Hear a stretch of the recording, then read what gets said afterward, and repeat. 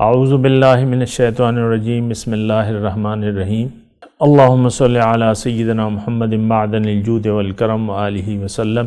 سامعین و ناظرین اکرام، السلام علیکم ورحمۃ اللہ وبرکاتہ۔ آج کا ہمارا موضوع یہ ہے کہ بندگی کیا ہے۔ دیکھیں، بندگی کے بارے میں بہت بڑا اہم سوال ہے اور اس کا جواب جاننے کی ضرورت ہے۔ ایک کہ بندگی ہے کیا۔ ایک تو یہ بات نوٹ کر لیں کہ اللہ تعالیٰ نے انسان کو بے مقصد پیدا نہیں کیا ہے۔ اللہ تعالیٰ قرآن میں ارشاد فرماتے ہیں کہ ما خلقنا السماوات والارض وما بینہما باطلا، کہ میں نے آسمان اور زمین اور جو کچھ اس کے مابین ہے اس کو بے مقصد نہیں پیدا کیا، باطل۔ اور یہ گمان ہے کافروں کا، ذالک ظن الذین کفروا، اگر کوئی ایسا سوچتا ہے تو یہ کافروں کا گمان ہے، اور کافروں کے لیے دوزخ ہے، فویل للذین کفروا من النار۔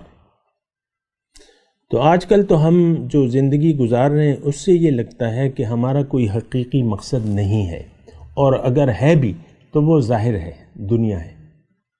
جس طریقے سے ہم زندگی گزار رہے ہیں، دنیا کے پیچھے لگے ہوئے ہیں، دنیا کی ایک دوڑ ہے، بس ہائے دنیا اور ہائے دنیا، اس کام میں میرا فائدہ ہے، اس میں نقصان ہے۔ مسجد میں بنوا دوں گا تو یہ تو میرا بڑا نقصان ہو جائے گا، 2 کروڑ روپے میں اگر مسجد میں لگا دوں یہ تو میرا عظیم الشان نقصان ہو جائے گا، بناتے ہی نہیں ہیں۔ تو دیکھیں، بندگی ایک تو یہ تصور مٹانے کی ضرورت ہے جو ہمارے ذہن میں آ چکا ہے کہ ہمیں اللہ تعالیٰ نے بے مقصد پیدا کیا ہے یا دنیا کے لیے، ظاہر کے لیے پیدا کیا، یہ مٹانے کی ضرورت ہے۔ جب تک آپ مٹائیں گے نہیں یہ تصور، نیا کچھ لکھ نہیں سکتے۔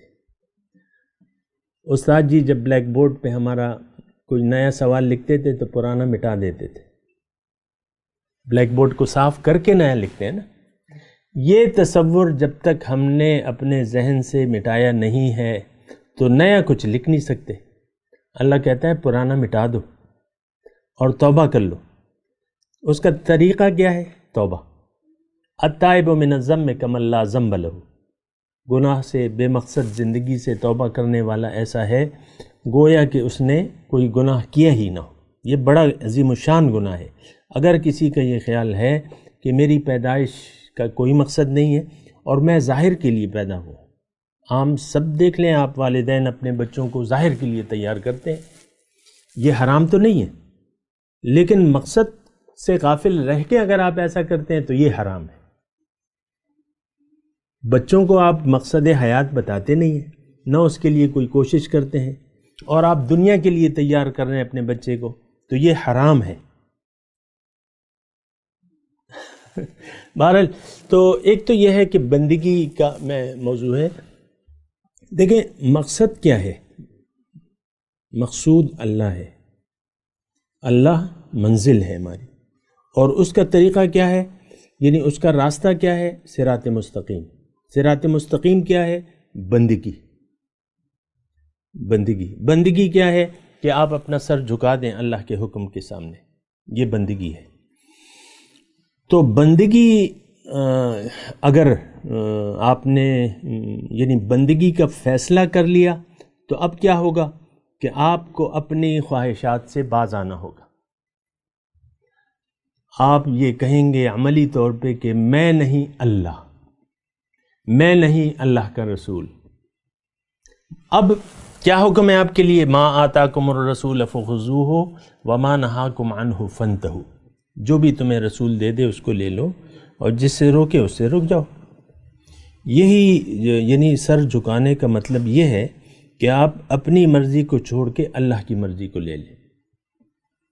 آپ اگر اپنی مرضی چلاتے رہے تو یہ تو پھر مشرکوں کا وتیرہ ہے۔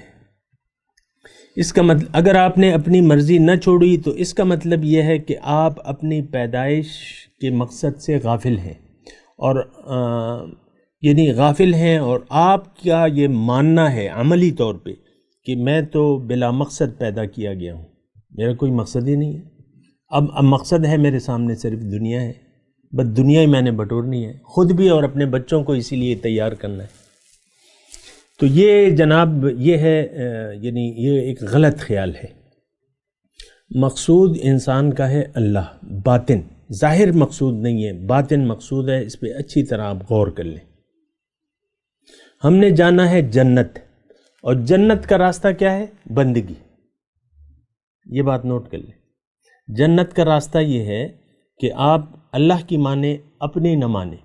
جنت کا راستہ یہ ہے کہ آپ ضبط نفس سے کام لیں، وَنَهَى النَّفْسَ عَنِ الْهَوَىٰ فَإِنَّ الْجَنَّةَ هِيَ الْمَأْوَىٰ، جس نے روک لیا وَأَمَّا مَنْ خَافَ مَقَامَ رَبِّهِ وَنَهَى النَّفْسَ عَنِ الْهَوَىٰ فَإِنَّ الْجَنَّةَ هِيَ الْمَأْوَىٰ۔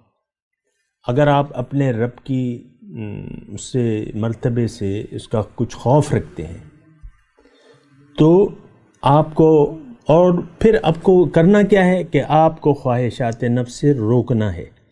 خواہشات نفس کا مطلب یہ ہے کہ ناجائز جو نفس آپ کے سامنے چیزیں دکھاتا رہتا ہے، ظاہر دنیا ہمیں اچھی دکھاتا ہے نا، آپ کو خواہشات دنیا سے روک لیں، ضبط نفس سے کام لیں، وہ کریں جو اللہ چاہتا ہے، وہ کریں جو رسول نے جیسا کیا ہے۔ لیکن آج تو وہ ہمارا مقصود ہی نہیں ہے۔ بہرحال تو اس پہ ذرا سوچنے کی ضرورت ہے۔ وآخر دعوانا ان الحمد للہ رب العالمین۔ مولاي صل وسلم دائما ابدا على حبيبك خير الخلق كلهم